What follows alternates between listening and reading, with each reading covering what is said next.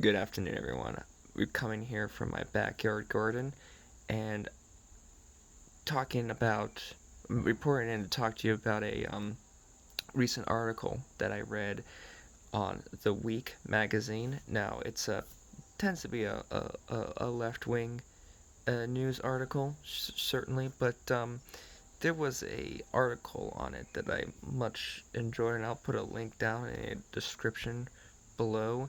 And it's regards to an article about comparing the United States and its current situation with that of the Holy Roman Empire, that country that has been giving American history students a headache, or world history students in America a collective headache for decades because the country made no sense.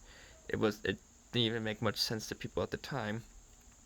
Basically, the article argues that the Holy Roman Empire died a painful death because it was an antiquated political system, which it was, and argues that the same thing is true for the United States political system, which is also in many respects true.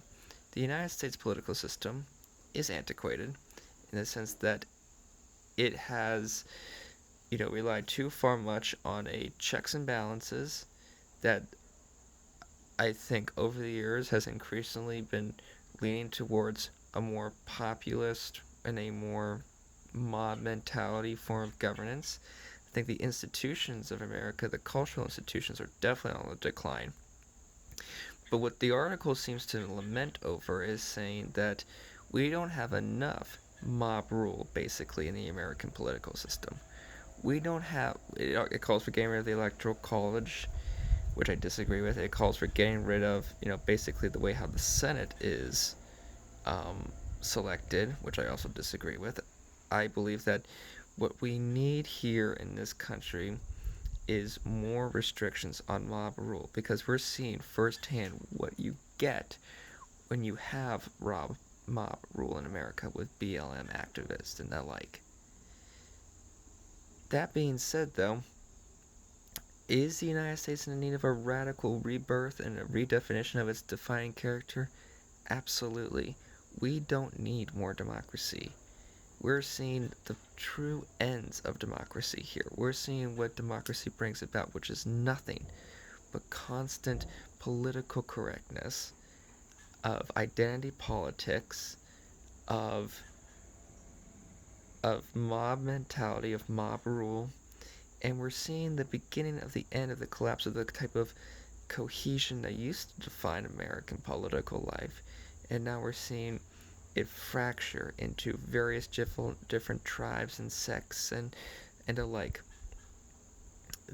What made the Holy Roman Empire unique was the fact that it was kind of the bodyguard, the answer to the Byzantine or the Eastern Roman claim that they were the true protectors of Christendom. That was the Western response to that was the creation of the Holy Roman Empire. The American response in America was in many ways founded as a republic to do the same thing before liberal democracy. Now, both are dying a pretty hectic death over the fact that America and its democratic principles are no longer, I think, truly in vogue. We're starting to see democracy unravel.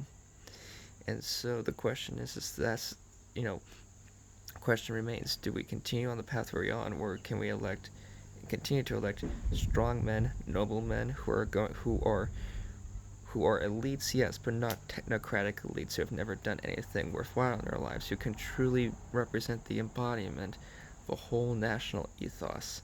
That's what's at stake here.